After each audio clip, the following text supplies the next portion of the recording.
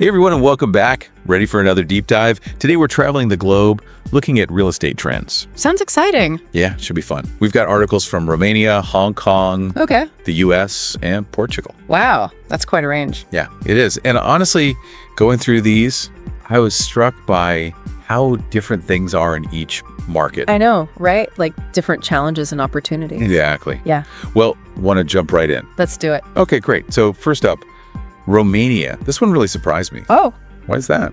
well, there's this German company, Garby Industrial Real Estate, and they're expanding into Romania. Interesting. Yeah, they're actually setting up a whole new company there. It's a pretty big commitment. Yeah, it is. And, you know, they're already a big player in European industrial real estate. So it makes you wonder, what do they see in Romania? I mean, it's not exactly known as a real estate hotspot, is it? Right. But the article we have here highlights some of the reasons why it's becoming attractive to businesses. Like, their infrastructure is really good, and the economic conditions are pretty stable. Yeah, that makes sense. Plus, their energy prices are relatively low. Oh, yeah, that's a big factor these days. Definitely. And, you know, Romania being part of the Schengen area is a big plus, too. Right. That makes it much easier for companies to move goods and people across borders, streamlines those supply chains. Exactly. So, Garbe has brought in this guy, Andrei Jurka, to lead their Romanian venture. Okay, and who is he? He's got like 17 years of experience in the Romanian real estate market. Wow, so he really knows his stuff. Yeah, he's led some major industrial projects there. So it seems like Garbe is serious about making Romania work. It definitely sounds like Romania is on the rise. Yeah. And it makes you wonder what other hidden gems are out there, you know? Oh, absolutely. Always good to keep an eye on those emerging markets. Now let's switch gears and head over to Hong Kong. Okay. Hong Kong's always an interesting one. Right, so remember a few years back when their property market was just booming? Oh, yeah, prices were sky high. Well, it's been on a bit of a downswing since then. But there's talk of a rebound in 2025. Oh, really? Yeah. This article from the South China Morning Post says that Morgan Stanley is predicting a 5% increase in residential property prices. That'd be the first increase in 5 years. Yeah, after a 25% drop in value, no less. Wow, that's quite a turnaround. What's driving that? Well, lower interest rates seem to be playing a key role. You know, the U.S. Federal Reserve has been cutting rates. Right. And that's had a ripple effect globally. Makes sense. Even the Hong Kong Monetary Authority lowered their base rate. Okay. And then 6 major banks followed suit and cut their prime lending rates too. So it's making mortgages more attractive. Exactly. Which, you know, could boost demand and push prices up. Right. It'll be interesting to see how that plays out, though, especially with all the unsold properties they have in Hong Kong. That's a good point. I mean, there are always those factors that can throw a wrench in the works. Yeah. Even with positive forecasts. Absolutely. Speaking of things that might throw a wrench in the works, get this. AI is making a big splash in the Portuguese real estate market. Oh, AI and real estate. How's that working? Right. So the Portugal News had this article about it. Okay. And it's being used to make things more efficient, more transparent, Okay. and even more sustainable. That's interesting. Yeah, so how's it playing out in practice? Well, like imagine AI platforms that analyze tons of data on property prices, neighborhood trends. Sounds helpful. Right. It gives buyers and sellers a much better understanding of the market. No more guessing games. Exactly. And there's this personalization aspect too. They have this virtual real estate assistant named Rachel. No way, a virtual assistant for real estate. Yeah. She helps clients find properties that match their needs and lifestyle. That's amazing. It's like having a real estate expert available 24/7 right in your pocket. Wow, that's really thinking outside the box. Right. And they're also using AI for sustainability initiatives like optimizing energy consumption in buildings, improving traffic flow. Oh, wow. So they're using AI to make their cities better too. Yeah, exactly.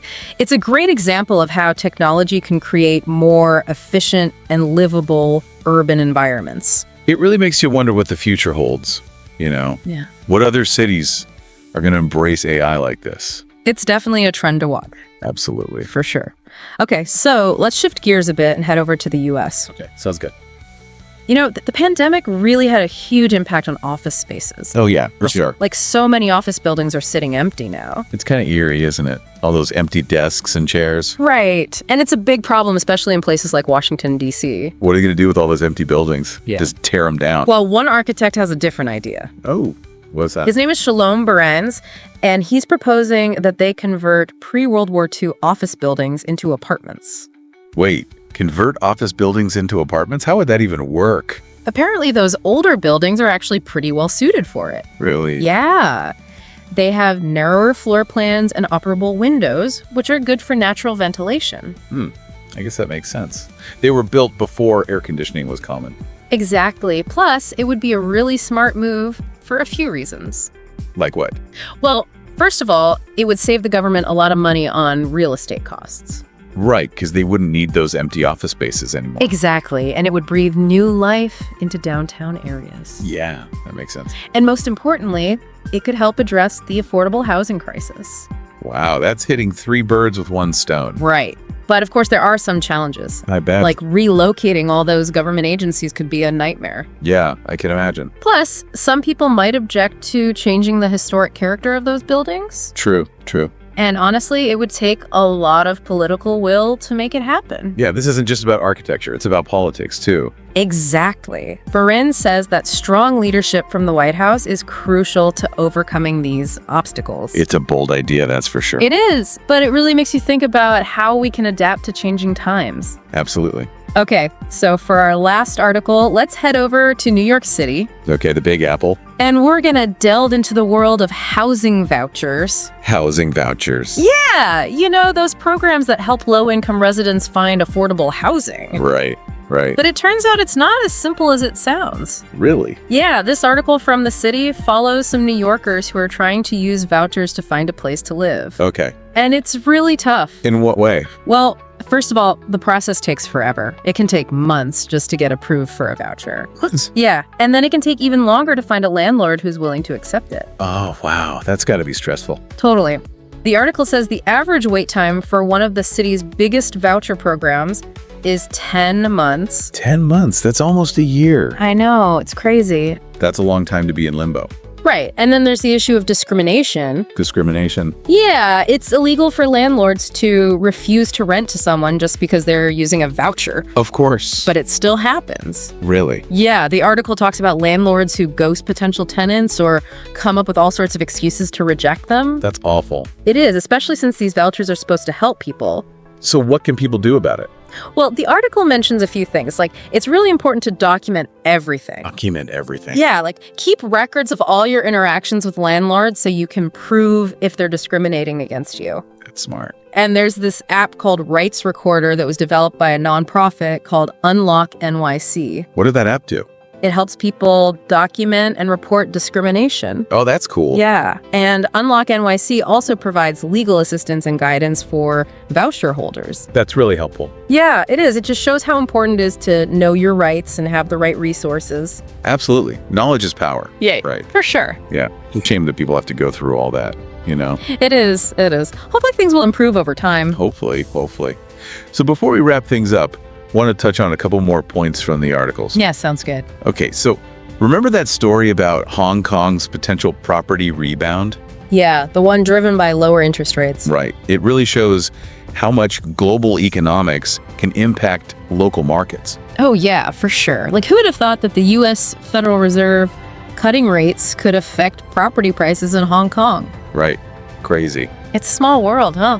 It really is. What happens in one place can have ripple effects everywhere. Exactly. Got to pay attention to those global trends. Definitely. Oh, and that story about Garbi expanding into Romania, I think it's a sign of things to come. Oh, how so? Well, it seems like Eastern Europe is becoming more and more attractive to businesses. Yeah, I can see that. Romania's got a lot to offer. Right. Good infrastructure, skilled workforce, strategic location. It's a smart move for Garbi. Smart indeed. It's like a reminder that the real estate world is always changing. Always. Got to stay on your toes. Exactly. And speaking of change, we got to talk about how technology is changing the game. Oh, yeah. AI is making a huge impact. Huge. It's amazing what they're doing with AI in real estate. I know, right? Personalized recommendations, smart cities. It's incredible. It really makes you wonder what the future holds. Like, what's next? Right. What's next? Flying homes? Underwater cities? Who knows? Who knows indeed. Well, I think that about covers it for today's deep dive. Yeah, we covered a lot of ground. From Romania to Hong Kong, Portugal to the US. It's fascinating to see how real estate is evolving all over the world. Absolutely. Lots of challenges, lots of opportunities. Exactly. And it's been a pleasure exploring it all with you today. Likewise. Always a good time. And to all our listeners, thanks for joining us on this real estate adventure. We hope you enjoyed it. Yeah. Thanks for listening, everyone. Until next time, keep exploring, keep learning, and keep those real estate dreams alive.